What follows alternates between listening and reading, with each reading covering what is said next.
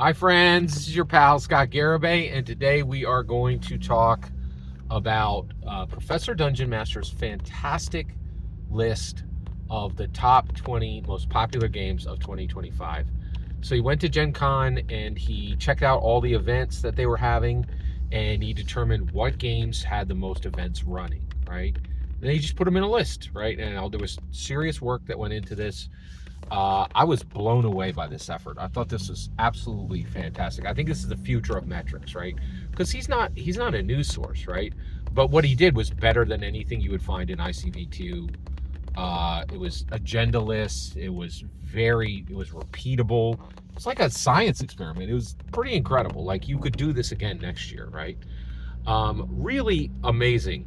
Now, what's interesting is once you do a thing, once you set up that's interesting because could you hack this next year? Could a company try to hack this next year? Very, very interesting. All right, so but let's talk about the number 20 most popular TTRPG of 2025, and that is Modiphius. That's the company. Star Trek Adventures. That's the game. Okay. And by the way, I think it's not useful to even talk about.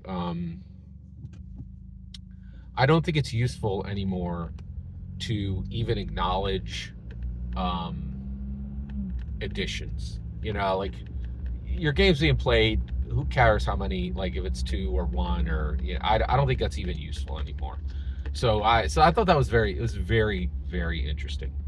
But this and this the reason why I'm saying this is this just came out with a second edition. I think editions are pretty freaking brutal. It's really rough on the environment, on players, on dungeon masters, on stores. It's good. It's bad for everyone but the company. For the company, it's good, right? But generally, everyone hates editions now.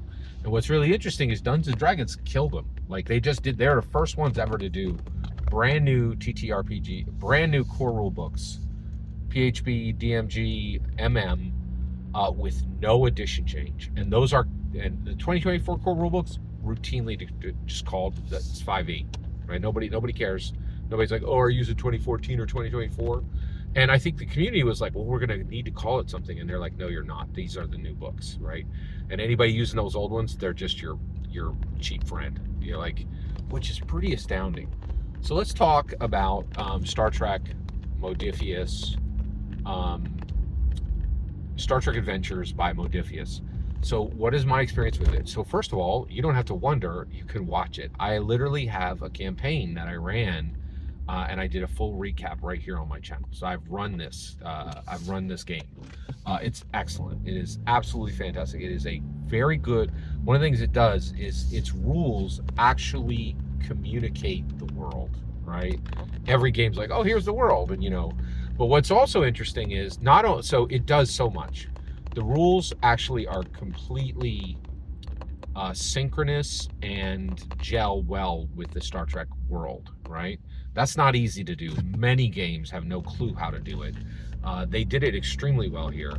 And it is crunchy. It's a little complicated. It's quite complicated, actually. It is a very crunchy game. But more and more, actually, one of the things that's interesting is rules lights don't succeed.